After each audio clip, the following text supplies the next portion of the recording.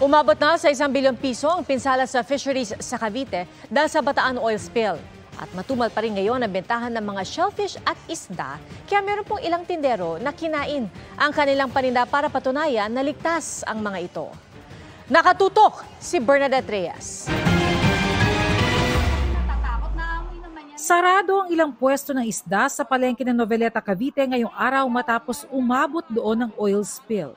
Kahit na sabihin namin pala isdaan yung tinitinda namin bangus o kaya tilapia, sadyang ayaw lang nila talagang mag-try na kumain.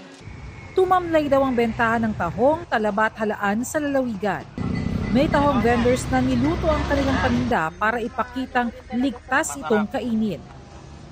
No-catch zone ngayon ang mga coastal areas sa Cavite kaya bawal manghuli ng shellfish at mangisda. Hinihintay pa ng BIFAR ang resulta ng samples mula sa mga apektadong lugar.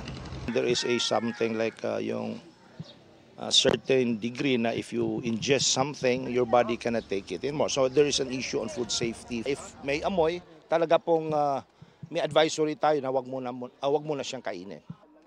Ang mga apektadong mangingisda naghahanap ng ibang pagkakakitaan. Ang Bureau of Fisheries and Aquatic Resources na mahagi ng relief goods sa mga apektadong mangingisda.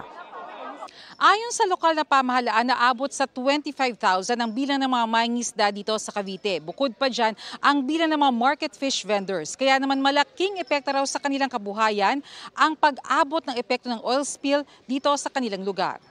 Naghahanda na po ang LGU na kung paano natin pahabain yung tulong na ibibigay sa kanila. Every week magbibigay kami ng tulong. Sa taya ng lalawigan, aabot sa 1 billion pesos ang damages dahil sa oil spill. Mukhang may criminal liability ang may-ari ng barko eh. I-determine pa namin next week. May isa pang hearing ulit doon sa Department of Justice. Sa Hagonoy, Bulacan at Balanga, Bataan, humina rin ang bentahan ng isda. Pero hindi raw dapat mabahala sa supply ng isda dahil sapat ang supply ngayon.